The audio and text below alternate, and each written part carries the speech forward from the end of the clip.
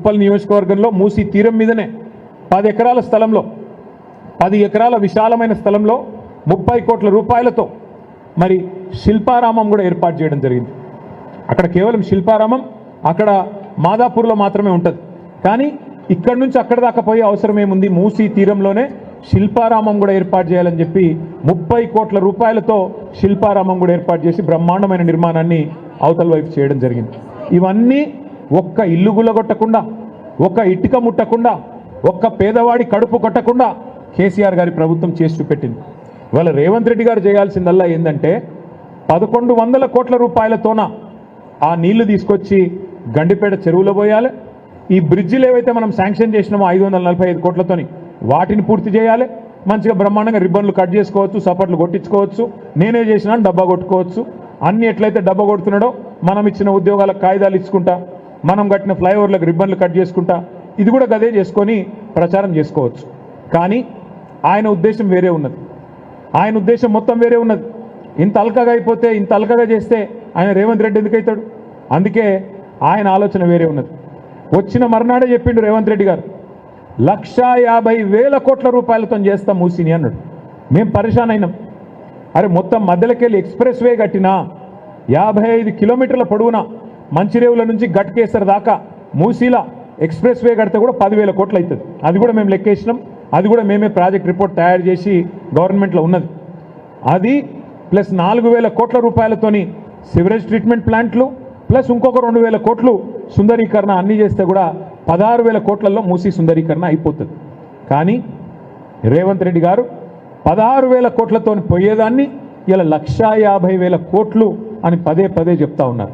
ఇది మా మాట కాదు, రేవంత్ రెడ్డి గారే స్వయంగా ఆయన హైదరాబాద్లో బహిరంగ వేదిక మీద చెప్పినారు 1,50,000 కోట్ల రూపాయలతో మూసీ సుందరీకరణ చేస్తాను.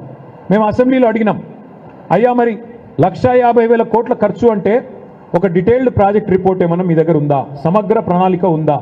ఉంటే దయచేసి చెప్పండి అని. 2.5 ఏళ్ళైంది, ఇంతవరకు డిపిఆర్ లేదు, ఇంతవరకు డీటెయిల్డ్ ప్రాజెక్ట్ రిపోర్ట్ లేదు ప్రభుత్వం దగ్గర, ఒక ప్రణాళికనే లేదు. కానీ ఇవాళ కింది నుంచి మీది దాకా ఇవాళ ఇండ్లకు రెడ్ మార్కులేసి, ఇప్పుడే ఆ తమ్ముడి బాధ విన్నారు మీరు మహేష్, ఒక ప్రెగ్నెంట్ భార్య ఉంటే 9 నెలల కడుపుతోనుంటే మిమ్మల్ని బయటికి వెళ్ళగొడతామని చెప్పి అధికారులు అనధికారికంగా వచ్చి బెదిరిస్తూ ఉన్నారు. అధికారికంగా నోటీసులు ఇవ్వరు, రెడ్ మార్కులు వేస్తారు, మెడలు బట్టి నూకుతారు, అక్రమ నిర్మాణాలు అంటారు. మరి మీరే ఇచ్చిండ్రు కదా పర్మిషన్లు 2009లో 2004లో అంటే అవన్నీ మాకు తెలియదు, అప్పుడెవడున్నాడో వాడిచ్చిండో మాకు తెలియదు అని చెప్పి ఇష్టం వచ్చినట్టుగా వ్యవహారం చేస్తూ ఉన్నారు. ఇవాళ రేవంత్ రెడ్డి గారిని మేము అడగదలుచుకున్నది ఒకటే, కాంగ్రెస్ పార్టీని మేము అడగదలుచుకున్నది ఒకటే, ముఖ్యంగా పెద్దలు రాహుల్ గాంధీ గారిని అడగదలుచుకున్నది ఒకటే. అయ్యా రాహుల్ గాంధీ గారు, మీరేమో ఉత్తరప్రదేశ్లో బుల్డోజర్ రాజ్యం నడుస్తున్నది అని చెప్పి మీరు మాట్లాడుతూ ఉంటారు, తెల్లారు లేస్తే అక్కడ ఉన్న ప్రభుత్వాన్ని విమర్శిస్తూ ఉంటారు. మరి మీరు చేస్తున్నది ఏంది తెలంగాణలో చెప్పండి? నిన్నగాక మొన్న ఖమ్మంలో 1000 ఇండ్లు భూదాన్ పట్టాలున్నాయి వాళ్ళ చేతుల్లో. 10-12 సంవత్సరాల నుంచి అక్కడ ఉన్న వాళ్ళను అర్ధరాత్రి దొంగల్లాగా దాడి చేసి 2-2.5 వేల మంది పోలీసు వాళ్ళని పెట్టుకొని ఏదో శత్రుదేశం మీద దాడికి పోయినట్టు, శత్రుదేశం మీద యుద్ధానికి పోయినట్టు మీరు పోయి 1000 మంది ఇండ్లు కూల్చేస్తే దాన్ని ఏమనాలి రాహుల్ గాంధీ గారు? బుల్డోజర్ రాజ్యం కాదా? మహబూబ్ నగర్ పట్టణంలో దివ్యాంగులు, వికలాంగులు, కాళ్ళు చేయులు చక్కగా లేనోళ్ళు, కళ్ళు కనబడనోళ్ళు, చెవులు వినబడనోళ్ళు ఒక 150 మంది ఇల్లు కట్టుకున్నారు ఒక కాలనీలో. గవర్నమెంట్ స్థలమే కావచ్చు, కట్టుకుంటే నీ బుల్డోజర్లు పోయి వాళ్ళకి పాపం కాళ్ళు చేయులు చక్కగా లేని వాళ్ళని కూడా చూడలే, గుడ్డోళ్ళని చూడలే, చెవిటోళ్ళని చూడలే, వాళ్ళని కూడా బజార్లకు గుంజి వాళ్ళని కూడా మెడలు బట్టి బయట నూకేసి వాళ్ళ ఇల్లు కూడా గులగొట్టింది. ఇక హైడ్రా పేరు మీద హైదరాబాద్లో చేస్తున్న అరాచకాలకైతే అంతే లేదు. ఏందయ్యా ఇది అని అడిగితే ఇవి బఫర్ జోను, ఇది FTL అని మాట్లాడతారు. వాళ్ళు అడుగుతున్నారు, ఇవాళ ఎవరెవరైతే బాధితులు ఉన్నారో వాళ్ళు అడుగుతున్నారు, అయ్యా పర్మిషన్లు ఇచ్చింది మీరు, రిజిస్ట్రేషన్లు చేసింది మీరు, పర్మిషన్లు ఇచ్చింది మీరు, ట్యాక్సులు కట్టించుకుంటున్నది మీరు, కరెంటు బిల్లులు కట్టించుకుంటున్నది మీరు, మరి అట్లాంటప్పుడు ఇవి అక్రమం ఎట్లయితాయి? సక్రమమే కదా అంటే సమాధానం చెప్పేవాడు లేడు. ఏమనంటే కేసీఆర్ కట్టించిన డబల్ బెడ్రూమ్ ఇళ్ళకు ఒండ్రి అవి ఖాళీగా ఉన్నాయి, మేము మిమ్మల్ని మెడల్ బట్టి అలా నూకుతామని చెప్పి బెదిరించుడు తప్ప ఇంతవరకు సమాధానం రావట్లేదు. రేవంత్ రెడ్డి గారిని రాష్ట్రంలోని పేదల తరపున, రాష్ట్రంలోని మీరు ఎవరెవరు ఇళ్ళైతే గులగొడుతున్నారో వారందరి తరపున నేను ఒకటి అడుగుతా ఉన్నా, రేవంత్ రెడ్డి గారు నీకు చిత్తశుద్ధి ఉంటే సమాధానం చెప్పు. నీ ఇల్లు స్వయంగా ముఖ్యమంత్రి రేవంత్ రెడ్డి ఇల్లు కొడంగల్లో మీరు కోస్గిలో ఇల్లు కట్టుకున్నారు. కోస్గిలో మీరు కట్టిన ఇల్లు రెడ్డికుంటలో ఉన్నది, తాలాబ్లో ఉన్నది, అది కూడా చెరువులో ఉంది. వాస్తవమా కాదా చెప్తావాను ముందుకొచ్చి? నేను రేవంత్ రెడ్డిని సూటిగా అడుగుతా ఉన్నా, నీ ఇల్లు స్వయంగా ఇలా రెడ్డికుంటలో కోస్గిలో ఉన్న మాట వాస్తవమా కాదా? రేవంత్ రెడ్డి గారు మీరు సమాధానం చెప్పండి. ముఖ్యమంత్రి గారి సోదరుడు అనుముల తిరుపతి రెడ్డి, ఆయన ఇల్లు దుర్గం చెరువు FTLలో ఉంటుంది. కానీ ముఖ్యమంత్రి గారి ఇల్లును మాత్రం ఎవడు ముట్టడు, హైడ్రా రాదు, ఇంకొకటి రాడు, ఎవడు రాడు, ఏ అధికారి రాడు, అంత ధైర్యం వాళ్ళకి లేదు. అట్లాగే మంత్రులు పొంగులేటి శ్రీనివాసరెడ్డి ఇల్లు బఫర్లో ఉంటుంది, మంత్రులు డాక్టర్ వివేక్ ఇల్లు బఫర్లో ఉంటుంది, KVP రామచంద్రరావు ఇల్లు బఫర్లో ఉంటుంది, మీ చీఫ్ విప్ పట్నం మహేందర్ రెడ్డి ఇల్లు హిమాయత్ సాగర్ చెరువు మధ్యలో ఉంటుంది. ఇవి ఏవి కనబడాయట, వీటిని మాత్రం ముట్టడానికి అధికారులకు ధైర్యం లేదు, హైడ్రా కళ్ళు కనబడతలేవు. కానీ గరీబోడైతే పేదవాడైతే పర్మిషన్లున్నా, ఫీజులు కట్టించుకుంటున్నా, రిజిస్ట్రేషన్లున్నా, ట్యాక్సులు కట్టించుకుంటున్నా, నీ ఇష్టం వచ్చినట్టు ఇవాళ కూలగొడతానంటే పేద ప్రజలు వదిలిపెట్టారు. రేవంత్ రెడ్డి గారు నిన్ను, నీ రాహుల్ గాంధీని తప్పకుండా సందర్భం వచ్చినప్పుడు కుర్చీ మడత పెట్టి ఇలా కుర్చీలో కూర్చున్నా ఎగురుతున్నావు, అదే కుర్చీని మడత పెట్టి నిన్ను తరిమి కొట్టే రోజులు కూడా దగ్గరలో ఉన్నాయని చెప్పి కూడా నేను హెచ్చరిస్తా ఉన్నా. ప్రపంచంలోనే గొప్ప నగరాన్ని ఇక్కడ నిర్మిస్తున్నాము, ఇది ప్రారంభమే. ఇక్కడ రాబోయే రోజుల్లో వచ్చే అభివృద్ధి ప్రపంచంలో ఎవరైనా ఇలాన్ మస్క్ నుంచి ట్రంప్ కూడా ఇక్కడికి వచ్చి, ఈ మధ్యకాలంలో ట్రంప్తో వాళ్ళ సంబంధించిన వ్యాపార సంస్థలతో కూడా మాట్లాడుతున్నాం, పెద్ద పెద్ద సంస్థల్ని ఇక్కడికి తీసుకొచ్చే విధంగా. మీరు చూస్తున్నారు, ఇప్పుడు ఈడ సర్కిల్ కడుతున్నాం, జంక్షన్ పెద్దది. ఈ ఏరియాలోనే మీకు కండ్లు మూసి తెరిచే లోపల ప్రపంచంతో పోటీ పడే అభివృద్ధి ఇక్కడ నడుస్తుంది. అందుకే మూసీ రివర్ డెవలప్మెంట్ కార్పొరేషన్లో ఎలివేటెడ్ కారిడార్తో పాటు ఇంటర్నేషనల్ స్థాయి అభివృద్ధి ఇక్కడ జరగబోతుంది. మన నగరంలో ఉన్న గొప్ప గొప్ప కట్టడాలు, చారిత్రాత్మకమైన కట్టడాలను చూడడానికి ప్రపంచ దేశాల నుంచి వచ్చే విధంగా ఈరోజు మనం ప్రణాళికలు సిద్ధం చేస్తున్నాం. గొప్ప నగరాన్ని నిర్మించుకుంటున్నాం, గొప్ప పార్కులు నిర్మించుకుంటున్నాం. ఇవన్నీ కూడా మన ప్రజలకు ఆహ్లాదంతో పాటు వ్యాపారము లాభసాటిగా ఉండేటట్టు చేస్తున్నాం. ఇవాళ ఈ పార్క్ అంతా డెవలప్ అయితే దీని చుట్టూతో చిన్న చిన్న వ్యాపారస్తులందరికీ లాభం జరుగుద్ది. ఆటో వాడికి లాభం ఉంటుంది, ట్యాక్సీ నడుపుకునే లాభం ఉంటుంది, హోటల్ నడుపుకునే వాళ్ళకి లాభం ఉంటుంది, లాడ్జింగ్ కట్టుకునే వాళ్ళకి లాభం ఉంటుంది, రియల్ ఎస్టేట్ వ్యాపారం పెరిగితే రియల్ ఎస్టేట్ వాళ్ళకు లాభం ఉంటుంది, అశోక్ యాదవ్ కూడా మంచి లాభం ఉంటుంది, ఎందుకంటే భూములీడ వ్యవహారం అంతా చక్కదిద్దుతుంటాడు. ఇవాళ మన ప్రాంతం అభివృద్ధి జరుగుతుంటే గుంపులు వచ్చి అడ్డం పడుతున్నారు. ఆ యొక్క మస్తు సార్లు మంత్రి అయింది, ఆ యొక్క ఈ ప్రాంతం అంతా తిరిగింది. ఎనడన్నా మీకోసం ఆ అక్క ఆలోచన చేసిందా? ఇవాళ మీకు మంచి జరుగుతుంటే ఎంబడి తీసుకొని వచ్చి అందరినీ ఇడ తిప్పి చూపిస్తుంది అక్క. ఆ అక్క ఎవరో మీకు తెలుసు, నాకు తెలుసు. అందుకే నేను అక్కకు సూచన చేస్తున్నా, అక్క నీకు, నీ కుటుంబానికి ప్రాంతం అంతా 40 ఏండ్ల నుంచి మీకు అండగా నిలబడ్డారు. ఇప్పుడు అభివృద్ధి జరుగుతుంటే అడ్డుకునే ప్రయత్నం ఎందుకు చేస్తున్నావు అక్క?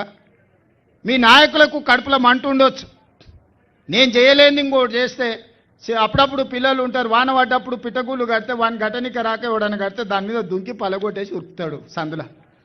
గట్లనే ఉంది, నేను ఏదైనా చేయబోతే కేటీఆర్ వచ్చేసి నేను అన్నీ నువ్వు ఏం చెప్తే అది నేను అడ్డం పడతా అని. ఇట్లాంటివి మానేయండి. ఇవాళ గుజరాత్కు పంపించిన నేను అహ్మదాబాద్లో సబర్మతి నదీ రివర్ ఫ్రంట్ మోడీ కట్టుకున్నాడు.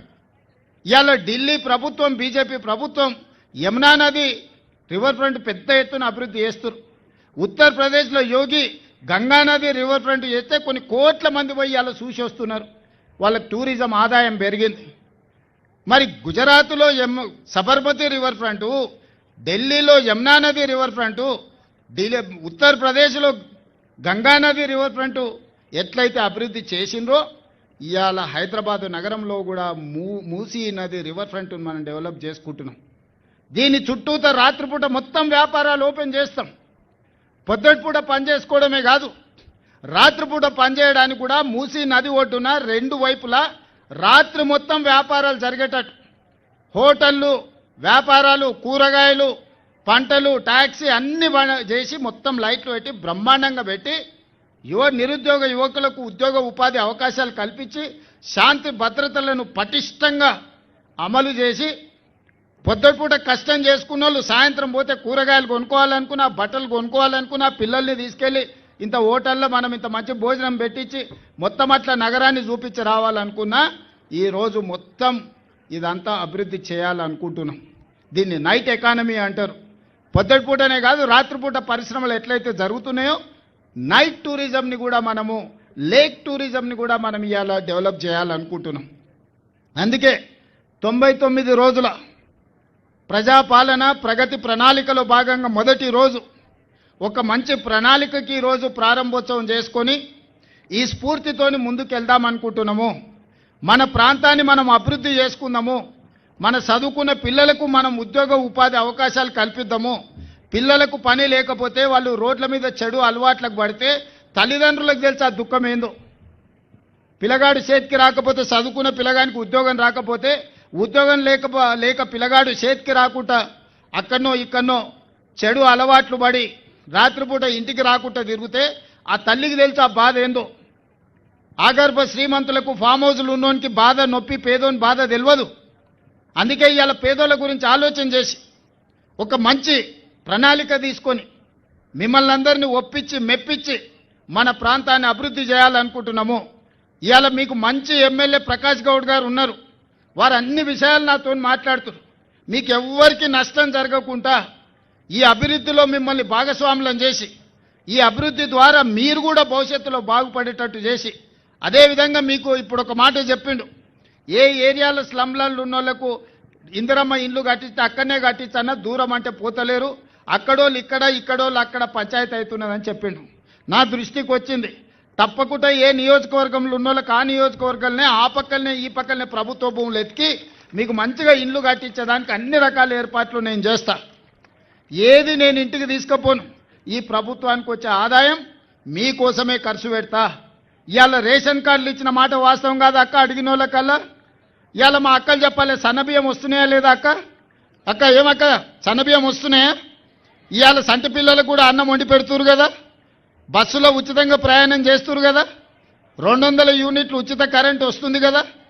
మరి ఇన్ని మీకు రేషన్ కార్డు ఆయన రాకపోయా, నేను వచ్చినాక ఇస్తే, సన్న బియ్యం ఇస్తే, బస్సులో ఉచిత ప్రయాణం ఇస్తే, ఇవాళ మీకు ఏం కావాలన్నా ఇవాళ మనం చేసుకుంటున్నాము.